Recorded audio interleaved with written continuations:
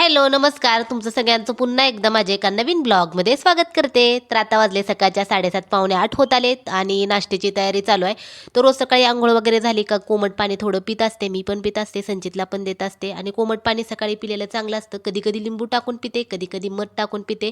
पण आता चालू होती थोडीशी गडबड त्यामुळे डायरेक्टच पिले आणि नंतर उठल्या-उठल्याच पीठ मळून घेतलं होतं. थोडंफार मळलं होतं. पीठ कसं एकदमच मी व्यवस्थित मळत नाही. थोडंफार मळायचं आणि तसंच ठेवायचं. एक 10-15 मिनिटं झाली का पीठ छान मुरतं आणि नंतर जास्त ताकद पण लावायची गरज लागत नाही आणि हलक्या हाताने मळलं तरी चालतंय.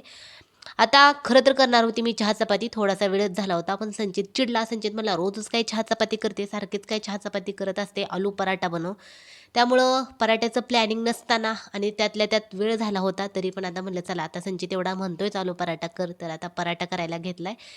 म्हणजे तो म्हणला की लगेचच बटाटा शिजायला टाकला. तसं पण आलू पराठा करताना जास्त बटाटा शिजवायचा नसतो. बटाटा जर जास्त शिजला की मग पातळ होतो आणि ते स्टफिंग बाहेर येतं. त्यामुळं थोडासा शिजवला, 2 शिट्ट्या काढल्या कुकरला. तसं पण जास्त वेळ लागत नाही शिजायला, पटकन शिजून होतो. आणि आता बऱ्यापैकी शिजलाय बटाटा. ताटामध्ये काढून ठेवला प्लेटमध्ये आणि कुकर काय बटाटा म्हणले की जास्त काही घाण होत नाही कुकर. त्यामुळे त्याला धुवूनच ठेवला. कसलाच घाण होत नाही. नाहीतर बऱ्याच जणांना वाटेल की धुवून ठेवला आणि असं म्हणले पण होते एकदा दोनदा, की बऱ्यापैकी तू चॉपिंग बोर्ड वगैरे धुवूनच ठेवते. पण मी काय करत असते नंतर त्याचा वापर होतो. आता नाश्ता चालू आहे. दुपारी स्वयंपाक पण मला बनवायचा असतो. मग दुपारी स्वयंपाक वगैरे बनवून झाला की नंतर मी चॉपिंग बोर्ड वगैरे जे काही चाकू वगैरे असतो तर तो घासून ठेवत असते. सारखं-सारखं तर काय घासायला आणि कांदा, टोमॅटो चिरल्यावर तसं पण काय एवढा चॉपिंग बोर्ड असा घासण्यासारखा खराब होत नाही आणि आता कांदा कट करून घेते. तोपर्यंत बटाटे पण थंड होतेत आणि कांदा कट करायचा, कोथिंबीर पण कट करून घेते. पराठा सिंपलच असतो, जास्त मसाले वगैरे वापरत नाही मी पराठ्यामध्ये. पण जेवढं सिंपल असेल तेवढं चांगलं लागतं आणि सध्या सिंपल खायची सवय आहे. त्यामुळे जास्त मसालेदार असं आवडतच नाही खायला. नंतर भरपूर अशी कोथिंबीर टाकायची. आलू पराठा बनवायला लागलो ना, भरपूर कोथिंबीर टाकायची जेणेकरून पराठा लाटला की एकदम छान दिसायला दिसतो. कोथिंबीर वगैरे थोडीफार बाहेर आलेली असते. त्यामुळे छान अशी भरपूर कोथिंबीर टाकायची. खरं तर आता ओली मटारचाच पराठा बनवायचा होता मला. आणली पण होती. आता सीझन पण आहे. भरपूर अशी मार्केटमध्ये मटर यायला लागले विकायला, शेंगा वगैरे येतात. पण संजित काय म्हटला, "नाही मला पराठाच खायचा आहे आणि तो पण आलू पराठाच खायचा आहे." म्हटलं चला आता नंतरच्या वेळेस आहे पण आता मटर येते पण मार्केटमध्ये. नंतर 1-2 दिवसानं पराठा बनवायचाच आहे. खायचा सीझन असला की खाऊन घ्यायचं सगळं जे काही सिजनेबल वस्तू आहेत, भाज्या वगैरे, फळं वगैरे ते. त्यामुळे आता नंतरच्या वेळेस ज्यावेळेस मी आलू पराठा तर झालाच तुम्हाला दाखवून. त्यामुळे फक्त आता मी कसा करते फक्त तुम्ही बघा जवळून वगैरे काय आता दाखवत नाही. ज्यावेळेस मी मटारचा पराठा बनवेल त्यावेळेस तुम्हाला दाखवते. तरी पण आता दाखवतेच मी सांगते कसं बनवते कसं नाही आणि जास्त मसाले तर नसतातच त्यामुळे फक्त मी चिकन मसाला वापरते आणि चिकन मसाला टाकला की टेस्ट छान येते आणि त्यामुळे थोडासा चिकन मसाला टाकायची, कोथिंबीर टाकायची, कांदा टाकायचा, हळद टाकायची, थोडेसे जिरे टाकायचे, भरपूर अशी कोथिंबीर टाकायची.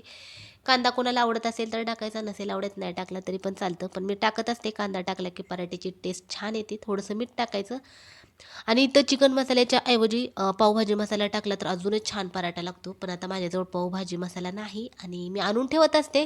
खास करून मी ज्यावेळेस आलू पराठा वगैरे करते मी असतोच आलू पराठा अधूनमधून त्यामुळे मी मसाला आणून ठेवत असते आणि तो पावभाजीचा मसाला टाकायचा. खरंच खूप छान टेस्ट येते. एकदा तुम्ही ट्राय करा. आता माझ्याजवळ नाही पावभाजीचा मसाला त्यामुळे मी थोडासा चिकन मसाला टाकला.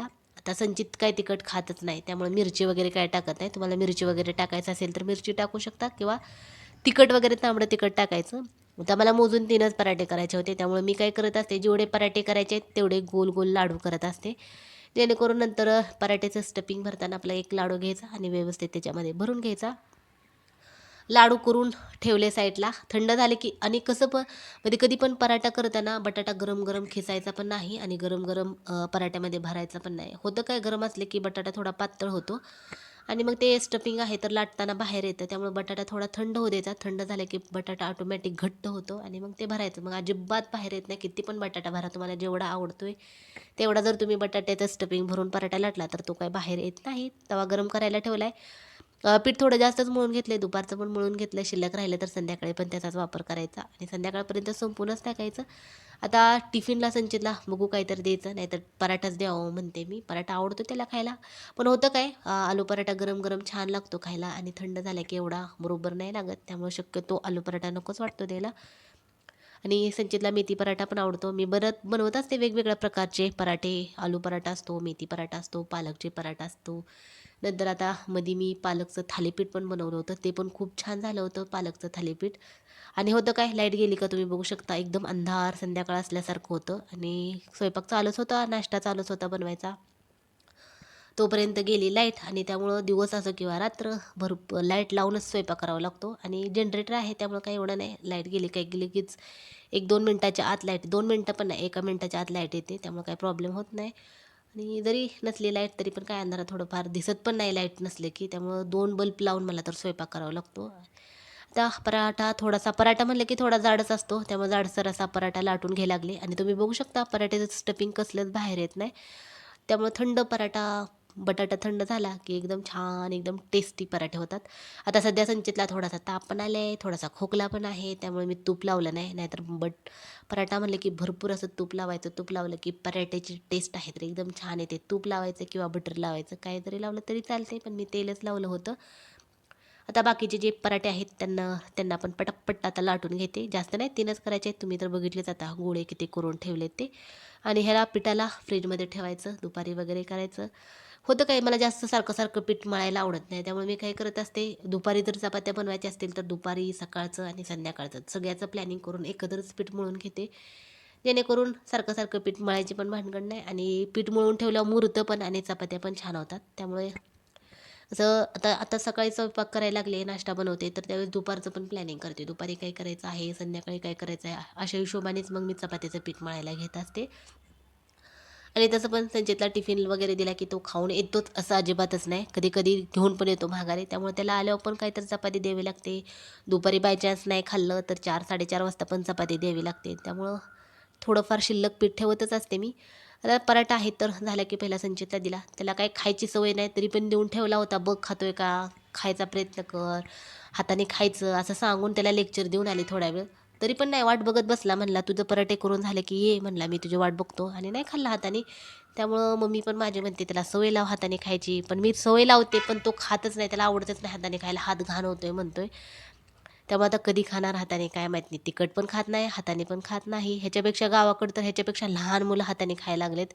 पण हा अजिबात हाताने खात नाही. स्वतः निवांत बसतो टीव्ही बघत, मोबाईलमध्ये बघत आणि आपणच काळजीने चारायचं त्याला. आणि एकदा तर मी त्याला बसवलं पण होतं तसंच, राहू दे तू हाताने खात नाही तर जेवण करायचं राहू दे. तर निवांत बसला होता. काय त्याला फरक पडत नाही, जेवण चारू अगर न चारू निवांत बसते. त्यामुळे आपणच काळजीने मनात चारावं लागतं त्याला. असू दे खा, ज्यावेळेस खाशील त्यावेळेस खा हाताने असं म्हणून चारत असते मी त्याला. तर झाले पराठे वगैरे झाले करून. आता माझा राहिला नाश्ता करायचा. हा शेवटचा पराठा माझा आहे. संचीसाठी पण पराठाच बनवला, म्हणलं जाऊ दे टिफिनला द्यावं पराठा. चला तर या नाश्ता करायला तुम्ही. आणि मस्त पराठे वगैरे झाले होते. नाश्ता करून झाला की संचितला पराठा थंड व्हायला ठेवला आहे. संचितचा पराठा गरम गरम टिफिनमध्ये भरत नाही. आता सकाळ म्हणलं की सकाळचा कसं चहा पिल्याशिवाय फ्रेश वाटत नाही. कधी कधी तर मी नाश्त्याच्या अगोदर पण चहा पित असते आणि कधी कधी नाश्ता झाल्यावर पण पित असते. पण आता थोडा वेळ झाला होता, जसं की मगाशी तुम्हाला सांगितलंच मी. आणि वेळ झाल्यामुळं कसं चहाला थोडंसं महागच ठेवलं आणि म्हणलं चला आता नाश्ता वगैरे झाला की मग चहा करून आता पे लागले. संचितचा अजून नाश्ता चालूच आहे. चहा ठेवायला आले होते मी. त्याचा नाश्ता होतोय तोपर्यंत चहाला उकळी पण येईल. एकदम हळू असतो, खात पण नाही स्वतः आणि दुसरे चाराय जरी लागले तरी पण पटपट नाही. हळू निवांत तास, सव्वा तास लागतो. अक्षरशः त्याचं उठल्यापासून त्याचा नाश्ता वगैरे होईपर्यंतच स्कूलचं टाईम होतं. त्याला निवांत असं बसायला अजिबातच मिळत नाही. इतकं स्लो सगळं काम असतं त्याचं. उरकत तर अजिबात नाही. जेवण पण उरकत नाही. अंघोळ वगैरे तर करतच नाही स्वतः. अंघोळ पण घालावी लागते. कपडे वगैरे निवांत असतं चालू. चालत जात असतो. चालत जाताना पण हळू असतं. त्यामुळे स्कूलच्या टायमिंगनुसार या कामाला 15-20 मिनिटं अगोदर निघावं लागतं. कारण उरकत पण नाही चालायला हळूहळू. कधी-कधी मग पटपट चाल म्हणलं की म्हणतो घे उचलून मग. त्यामुळं हळूहळू का असेना त्याला घेऊन जात असते चालत घेऊन. आणि जास्तच बॅटरी डाऊन झाली तर घेत पण असते उचलून. सकाळचा थोडासा मूड असतो तर आळसत असतात मुलं सकाळची. त्यामुळे त्याला नको वाटते सकाळचं लवकर असं स्कूलला जायला. चला तर या गरमागरम असा चहा पेला आणि इथं बघू शकता संचित आमचा तयार झाला आहे. आर ड्रेस घातला आहे, शूज घातले, सॉक्स घातलेत. आता रेग्युलर सॉक्स ब्लॅक असतात आणि असं इतर इतर वेळेस थंडी वगैरे आहे म्हणून मी घातलेत त्याला घरात घालायचे सॉक्स. आणि स्कूलला सोडून आले की भांडी वगैरे तशीच ठेवली होती. कधी कधी लवकर आवरून झालं की भांडी घासून घेत असते. कधी कधी वेळ झाला की स्कूलमध्ये संचितला सोडून आल्यानंतर मग करत असते. आणि स्कूलमधून येईपर्यंत मला भरपूर वेळ होतो सगळं नंतर मग. आणि संचितला स्कूलला सोडून येऊन घरातली कामं वगैरे करेपर्यंत आणायचं पण टाईम होतं. त्यामुळं कसं आलं की निवांत असं बसता येत नाही. आणि मग व्हिडिओ वगैरे जे काय माझ्या असतात एडिट वगैरे करायचे आणि ते नंतर मग मी करत असते संचितला स्कूलला घेऊन आल्यानंतर. त्यामुळे सध्या दुपारचा शॉर्ट व्हिडिओ असतो लवकरच 1 वाजता शॉर्ट मी टाकते आणि मोठा व्हिडिओ आहे तर तो मोठ्या व्हिडिओला कसं एडिट वगैरे करायला वेळ जातो आणि त्यामुळे मी मोठा व्हिडिओ एक 4:30-5 नंतरच टाकत असते. वेळ मिळत नाही आणि उरकत पण नाही सगळं करायचं म्हणलं की एकटीने. त्यामुळं असतं हळू असतं टाकायचं, पण टाकत असते रेग्युलर. भांडे आहेत तर सगळी आता घासून घ्यायला लागले. भांडे घासून झाले की कट्टा वगैरे पुसून घ्यायचा. कट्टा पुसायला तसा पण काही जास्त वेळ लागत नाही. आणि सगळे म्हणतात देवपूजा पण दाखव. देवपूजा पण दाखवायची आहे मला. होतं काय गडबड असते पटकन आणि त्यामुळे मी अंघोळ केली की पहिला अगरबत्ती वगैरे लावून घेत असते. नंतर नाश्त्याकडे जात असते.